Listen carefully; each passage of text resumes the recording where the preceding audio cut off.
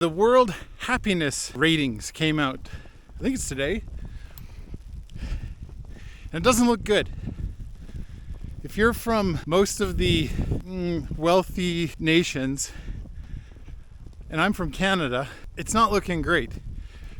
In 2012, I believe, we were ranked as number 5 on the happiness scale. Last year, I believe we were number 10 or number 13 maybe. It's 2024 and we've fallen all the way down to 15th. How did we go from being number 5 as the happiest place on earth to number 15? I don't know the exact details as to why, but I can offer a suggestion. I sure get the feeling we've lost touch with going outside and being in the outdoors. One of the things that the outdoors provides for most people that really enjoy it is a sense of connection to their own land, to their roots, to their humanity, to something bigger than themselves. In the countries that are much happier than Canada, that sense of connection seems to be pretty strong in their culture. So I'm going to propose a solution to that. My solution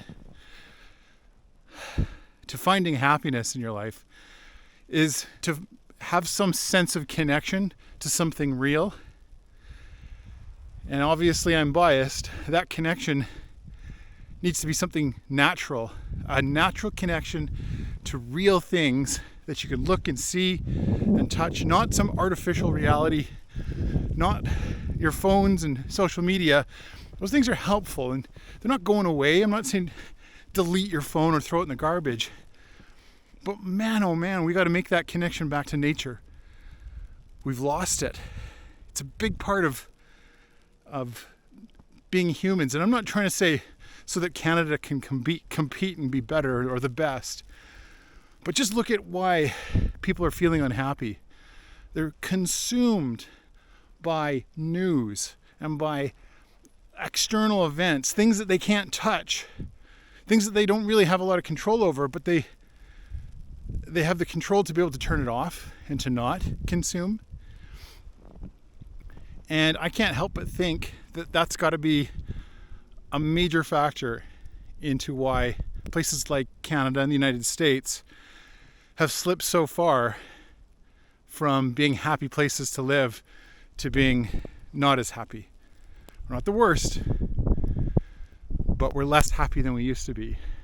And I kind of think we could be happier if we figured out how to enjoy this, because this is awesome. Okay, this is incredible. I'm out here by myself. There's nobody around. I'm not saying that's why I'm happy, but certainly a big factor as to why this is such a great place to be right now is because of how beautiful it is around me right now and just how great it is to be part of something and connected to something that's just so awesome. I often think about that. Like, what is it about being connected to nature that helps me to be happy? So I know something I've said before, and it's definitely worth repeating. There's real rules that are put in place that, sure, I could break them. I could come out here in my t-shirt and shorts if I wanted to. I can be all like defiant and be like, you can't control me, nature. I got this. Okay, totally within my right. But that's a stupid idea. Partly because I already know by doing that I'm going to get colder and I'm not going to like the feeling of being like really cold.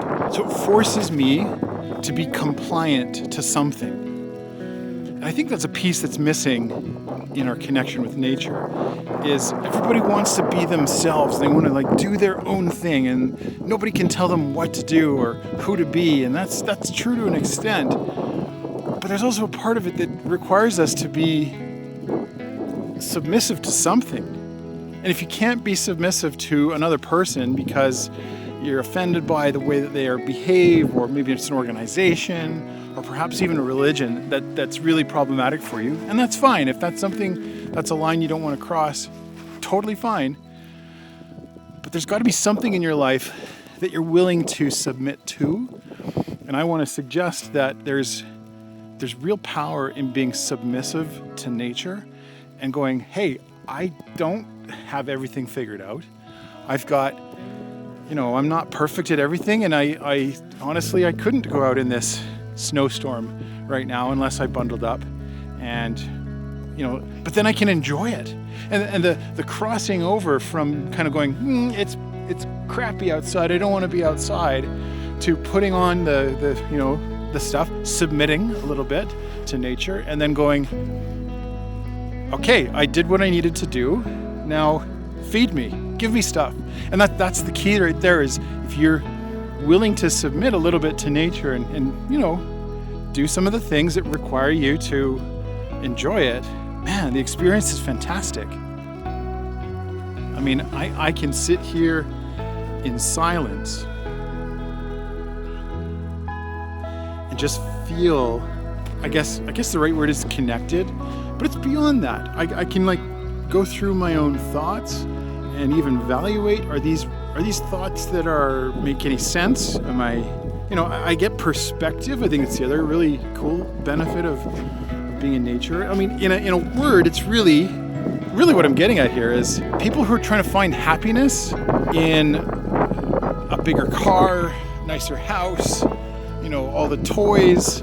I mean, there's momentary happiness. There's the dopamine hits you get from getting those things, but that's not lasting. There's real lasting happiness in building a relationship with nature, with the outdoors, that keeps you fed for years. Okay, it's not just a one-time, go out, get your stuff, and then come back. It's a powerful connection to nature that really is something that provides us with happiness.